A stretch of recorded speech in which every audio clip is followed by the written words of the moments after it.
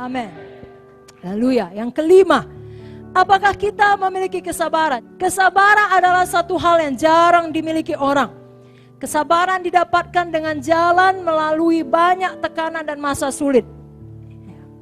Makanya buku Yakobus berkata, Yakobus 5 ayat 10-11, saudara-saudara, turutilah teladan penderitaan dan kesabaran para nabi yang telah berbicara demi nama Tuhan.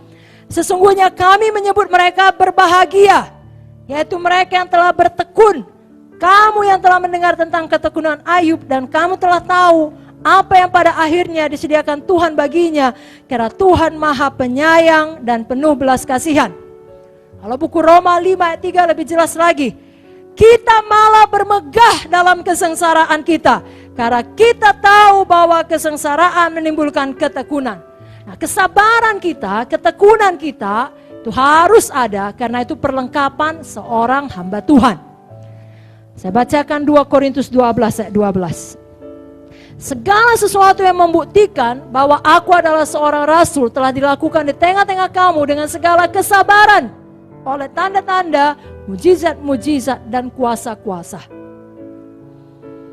Ini adalah satu kualitas roh yang terlihat dalam diri seseorang yang mau mempertimbangkan semua perkara dengan seksama, tidak tergesa-gesa menarik kesimpulan atau lekas menghakimi. Kita tidak mau demikian. Mari kita miliki Zoe. Kita miliki kesabarannya Tuhan. Ketika datang satu masalah, saudara tidak tergesa-gesa. Saudara berdoa lebih dahulu. Saudara tanya Tuhan. Amin, saudara. Dan saudara tidak pernah mencari jalan pintas. Apalagi yang melawan hukum. Saudara tidak pernah membuat keputusan yang kompromi akan dosa. Kalau kita baca perjanjian baru, kita akan melihat kehidupan Paulus ya secara khusus. Sebenarnya sangat berat. Tapi apa yang dikatakannya mengenai hal itu?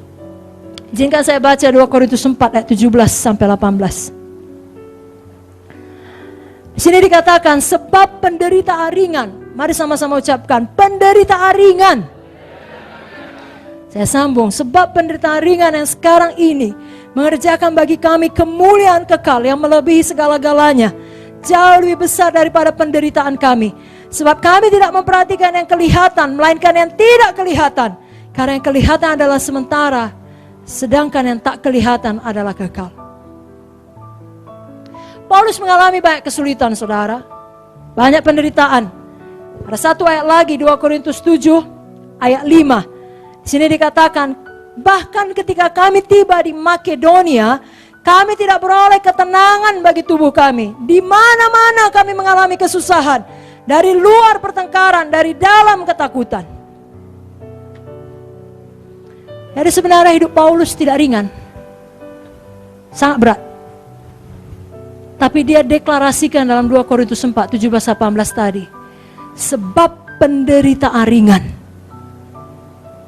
Padahal badannya pun gak bisa tenang. Mungkin artinya tidak bisa tidur. Atau tidak cukup waktu tidur. Atau apalah, atau sakit. Tapi dia berkata, penderitaan ringan. Kenapa? Karena dia punya Zoe.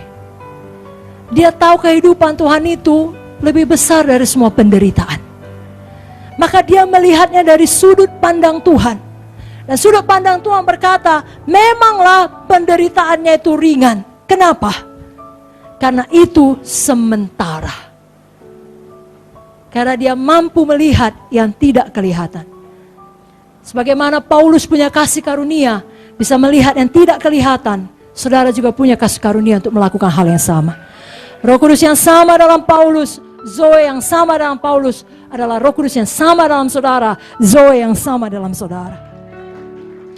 Kalau mau tepuk tangan sungguh-sungguh pada Tuhan Yesus.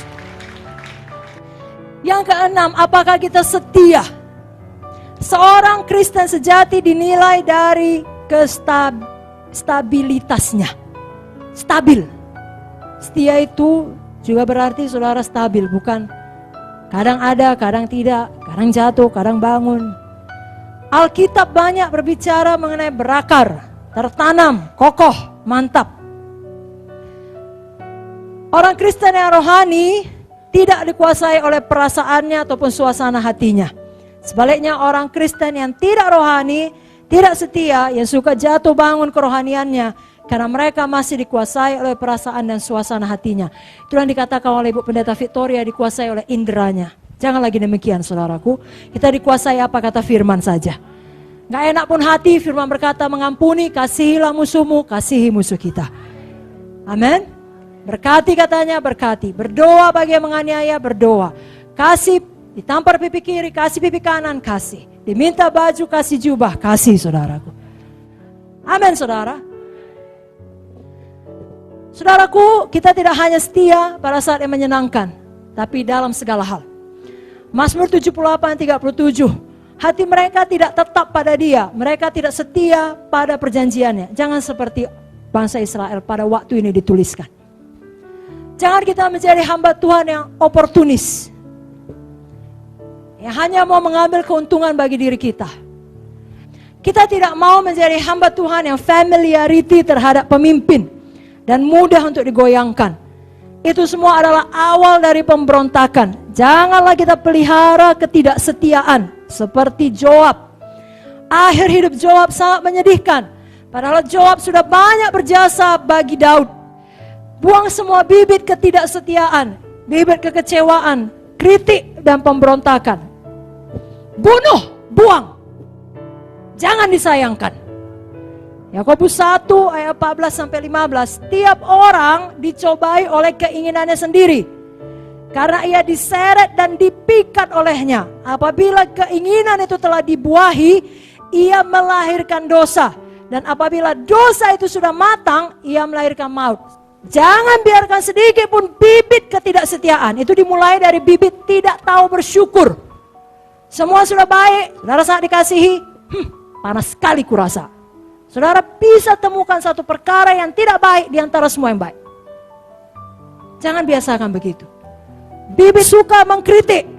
Nah, saudara berkata, masa tidak bisa dikritik? Bisalah. Orang dunia aja tahu kritik bisa membangun. Saudaraku, sudah dibuktikan orang tidak berubah dari kritik. Orang berubah dari kuasa firman. Nah, perkataan setan, perkataan kritik selalu memecah belah, selalu meruntuhkan.